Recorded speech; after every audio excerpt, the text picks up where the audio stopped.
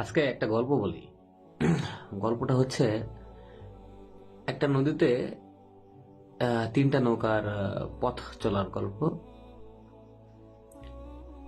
তো প্রথমত যাত্রা শুরু হলো তাদের। শুরু হওয়ার পরে প্রথম নৌকাটা তার গতিতে সে ঠিকই একটা সময় এসে তার গন্তব্যস্থানে পৌঁছায়। তেমনি ঠিক দ্বিতীয় নৌকাটাও আহ, একটা সময় এসে তার গতিতে সে তার গন্তব্যস্থানে পৌঁছায়। এই যে দুইটা নৌকা, আহ, এদের যে গন্তব্যস্থানে পৌঁছানোর টাইম, ঠিক এই টাইমের ভিতরেই 3 নম্বর নৌকাটার একটা অ্যাক্সিডেন্ট হয়েছে। সে একটা স্রোতের মুখে পড়ে সে তার গতি হারাইছে। গতি হারায় সে হচ্ছে পানির অনেক নিচে তলিয়ে গেছে, একবারে নদীর নিম্ন স্তরে চলে গেছে।